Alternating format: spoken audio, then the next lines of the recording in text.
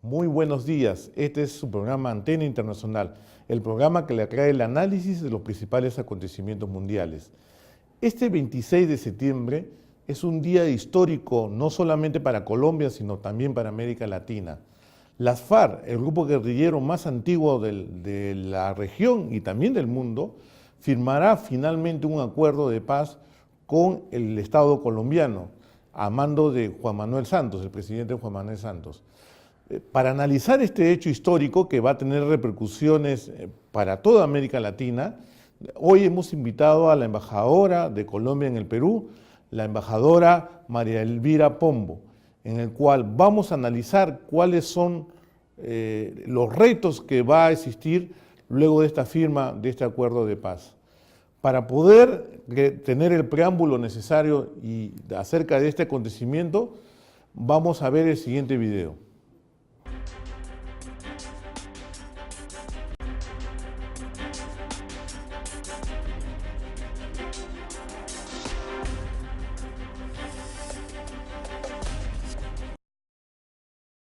Después de más de 50 años de declararle la guerra al Estado colombiano, las Fuerzas Armadas Revolucionarias de Colombia, FARC, y el gobierno de Juan Manuel Santos caminan a la firma del acuerdo de paz en Cartagena. Llegaron a su término 4 años de intensas negociaciones en La Habana, Cuba. Así se extingue el más antiguo conflicto armado del mundo entre guerrilleros paramilitares y agentes del Estado. El costo fue alto: 260.000 muertos, 45.000 desaparecidos y 8.900.000 desplazados. El acuerdo de paz en Colombia, que deberá ser aprobado por los mismos colombianos en el plebiscito del 2 de octubre, es el paso histórico más importante de nuestro vecino país desde la independencia y obedece a la nueva coyuntura latinoamericana. Luego del fin de la Guerra Fría y luego que Cuba renunció a la política de exportar revoluciones en la región, la guerrilla marxista quedó aislada en el contexto internacional. El narcotráfico comenzó a pervertir a la FARC hasta convertirlo en su aliado en el sembrado de coca y la exportación de cocaína al hemisferio norte. En su mejor momento, la FARC tuvo más de 14.000 miembros. En la actualidad serían unos 8.000. La baja empezó cuando Juan Manuel Santos, en ese entonces ministro de Defensa, de los golpes más certeros de la cúpula guerrillera. El ejército dio muerte a Guillermo León Sanz, alias Alonso Cano, Jorge Briceño, alias El Mono Yoyoy, entre otros. Según sondeos, la población colombiana aprobaría el plan de paz con un 72% contra un 28% de oposición. Sin embargo, la paz en Colombia estará llena de retos. En primer lugar, el gobierno colombiano deberá garantizar la seguridad de los líderes guerrilleros. Anteriores experiencias, como la transformación de sectores del Ejército de Liberación Nacional, las FARC y el Movimiento de Autodefensa Obrera, en un grupo político legal como la Unión Patriótica, que fue un fracaso en gran medida por la acción de los grupos paramilitares. Se calcula que 3.500 entre dirigentes y militantes fueron asesinados. Un segundo reto será el de incorporar a los miembros de la FARC a la vida cívica y económica del país. Existe el temor que la FARC se fragmente y algunos se resistan al desarme. Y por último, el tema de la justicia para los responsables del asesinato es una herida que será difícil de cicatrizar. Ya lo dijo el presidente Santos, es preferible una paz imperfecta que una perfecta guerra.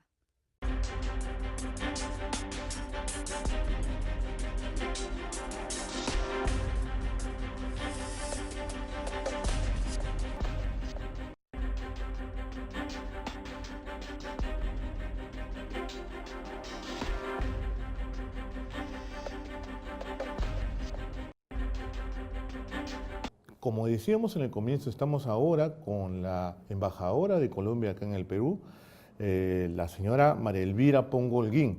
Con ella vamos a hablar lo que ha significado el fin del proceso de paz con la firma, o lo que significará el fin del proceso de paz con la firma este día 26 de septiembre con el presidente Juan Manuel Santos y los representantes de la guerrilla. Embajadora, muchas gracias por estar acá en nuestro programa. Muchas gracias por la invitación. Bueno, este 26 de septiembre por fin se va a firmar un acuerdo que duró 4 años de negociación, de intensa negociación, con una serie de escollos, pero ha sido salvado cada uno de ellos. Exactamente lo que se conoce acerca de este acuerdo es que va a haber una especie de reconocimiento por una parte de algunos mecanismos para hacer justicia. ¿En qué consiste, por ejemplo, el tema de la justicia en este acuerdo? ¿Qué va a pasar con aquellos guerrilleros que se les acusa de haber realizado violación de derechos humanos? Bueno, el acuerdo de paz, como tal vez uno de los pocos acuerdos de paz en el mundo, establece las penas de carácter prioritario de lesa humanidad, que se conocen como de lesa humanidad, y están contempladas las penas de tres tipos, tres alternativas de penas para aquellas que no son amnistiables, digamos, como son las de lesa humanidad, y el narcotráfico está considerado como pena de lesa humanidad. Las penas privativas de la libertad de entre 5 y 8 años para aquellas personas que reconozcan la verdad y se comprometan a la no repetición y dentro del mismo marco de la pena reparen a las víctimas. Estas penas están establecidas entre 5 y 8 años para las personas que así lo comprometan. Las penas también en ese mismo orden, pero con duraciones un poco más largas, para aquellas personas que ya han iniciado el proceso, dicen la verdad, para aquellas que no las dijeron previamente, sino para aquellas que las dicen durante el proceso. Claro, a ver, habría que precisar ahí que la verdad es necesaria justamente para saber qué cosa ha sucedido, para conocer, por ejemplo, posibles reconocimiento de algunas víctimas, la ubicación, dónde están los cuerpos, etcétera, etcétera. No solamente eso, sino también es importante resaltar que las penas son individuales. Aquí no habrá penas comunitarias, no se harán penas colectivas, digamos, ¿sí? Los entes colombianos, la Fiscalía, por ejemplo, le pasará a la Justicia Especial para la Paz los casos individuales, de acuerdo como están establecidos en la justicia colombiana, y será esta justicia, el Tribunal Especial para la Paz, el que juzgue a estas personas de forma individual y no de forma colectiva. Y el tercer punto, el tercer tipo de penas que pasan a la justicia ordinaria son para aquellas personas que no dijeron la verdad o que no se comprometen a la no repetición. Entonces, ahí pasarán a la justicia ordinaria y se tratarán como cualquier crimen dentro de la justicia. Un observador podría decir que cómo se espera obtener justicia si el tribunal va a ser parte del Estado colombiano. ¿Cómo le puede garantizar esa imparcialidad ante la guerrilla? Porque es que el tribunal el tribunal es establecido, son magistrados del más alto nivel, inclusive con la posibilidad de tener participación internacional, o sea que no son funcionarios del Estado colombiano, son funcionarios, son profesionales de las altas cortes, no son del Estado colombiano, no estamos siendo juez y parte, digamos, ¿sí? Entonces, ¿hay la posibilidad de que pueda haber ayuda de jueces internacionales? Sí, hay la posibilidad, está establecido que no se excluye la participación internacional dentro de este sistema en realidad el sistema es integral de verdad, justicia, reparación y de no repetición, ¿sí? Tiene una comisión para el esclarecimiento de la verdad, de la convivencia y de la no repetición, cuyo objetivo es justamente lo que usted menciona, es aclarar lo que ya ocurrió y hacer que la persona repare y se comprometa.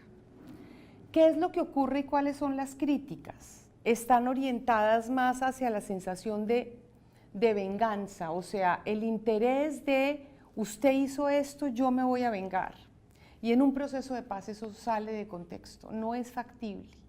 No es factible que nosotros veamos la justicia como resultado de un proceso de paz como la posibilidad de venganza, sino como la posibilidad de reparación de 52 años de conflicto y la posibilidad de tener una Colombia que permita construir un futuro a partir de el acuerdo de paz mejor dentro de lo posible que se ha logrado. Recordemos que el conflicto colombiano tiene 52 años con las FARC y que tuvimos 4 presidentes haciendo intentos por hacer la paz. El presidente Santos lo logró, pero si no hubiera sido por todo lo que sucedió antes, seguramente no se había logrado. Pero son muchos intentos. Nosotros iniciamos el primer intento de proceso de paz en el año 82 con el presidente Betancur. ¿Sí? Ahora, hay un tema ahí que debe estar acompañado, y como usted lo ha manifestado, con el acuerdo de paz, que es el tema de la reconciliación. Sin conocer la verdad no puede haber reconciliación. No sé si usted está de acuerdo. Totalmente de acuerdo. Y esa reconciliación es también un proceso que tiene que seguirse en general. Sin duda, esa reconciliación es un proceso y es un proceso que de alguna medida ha empezado desde el inicio de estos, más concretamente desde el inicio del proceso de paz, pero yo le diría que antes, cuando el presidente Uribe, dentro de su programa de resocialización y llamado a las personas que voluntariamente se fueran del conflicto, recibe a las víctimas y recibe a guerrilleros y recibe a paramilitares. Se inicia un proceso de reconciliación, un proceso muy importante. Y esto empieza a ocurrir en el país desde que empezamos a darle con más contundencia a los grupos, a la guerrilla armada, ¿no? Si usted recuerda,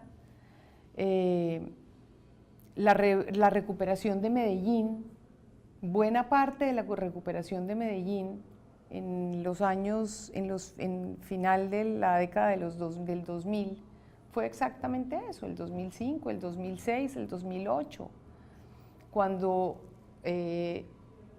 realmente se recupera de tal forma Medellín, y eso fue por programas de reconciliación, por programas de regreso, por programas de invitación a los guerrilleros y a los paramilitares a que volvieran a las ciudades, fueron acogidos por el Estado y se realizaron unos procesos muy impresionantes de reconciliación entre las propias bandas criminales, entre los propios miembros de las comunidades.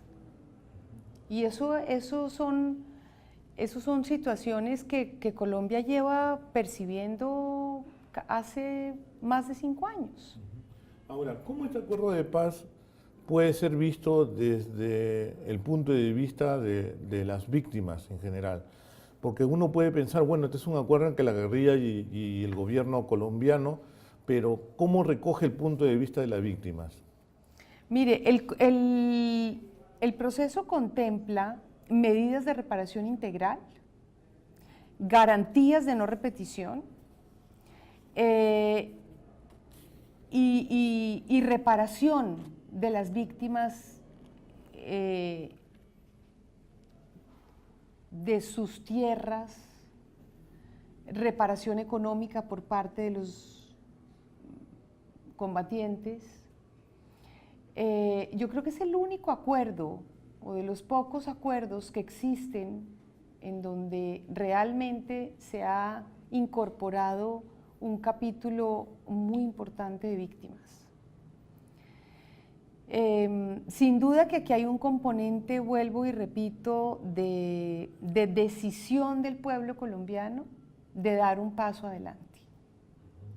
Esta construcción de la paz, como se le llama a la fase que inicia el 3 de octubre, si los colombianos refrendan la firma del 26 de septiembre es un inicio de un proceso en el cual se requiere tolerancia, solidaridad, y se requiere el deseo de construir la paz. Y el deseo está cuando uno piensa que el 70% de los colombianos a la última medición de la intención de voto por el acuerdo es positiva, pues uno diría que realmente el colombiano tiene la intención de pasar la página.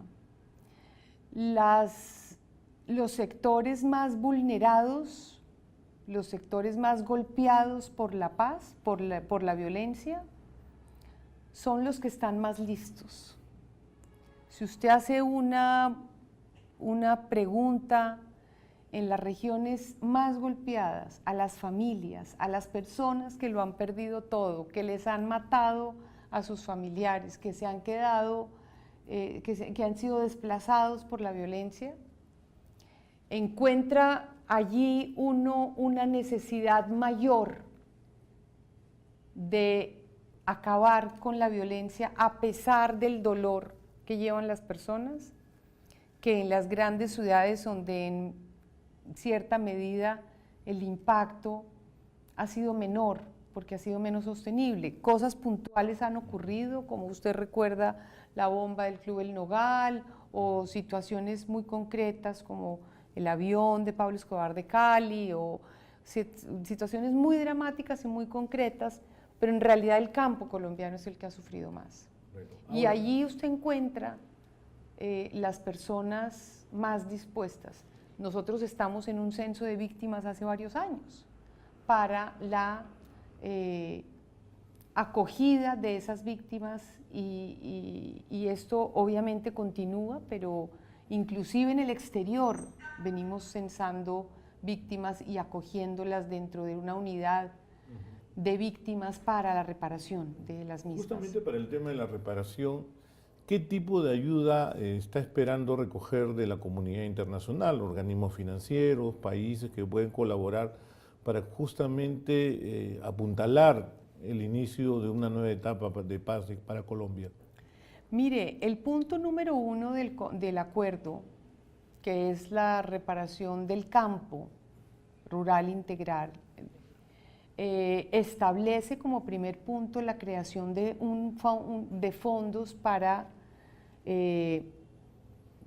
toda la reparación, no solamente de las víctimas como tal, sino de los procesos productivos en el campo, para la sustitución de los cultivos, para la reeducación de las personas, no solamente de los excombatientes, sino por supuesto de las regiones que han sido azotadas por la violencia, y tenemos una cooperación internacional muy grande, comprometida desde hace bastante tiempo, pero obviamente dependiendo de la firma y de la refrendación.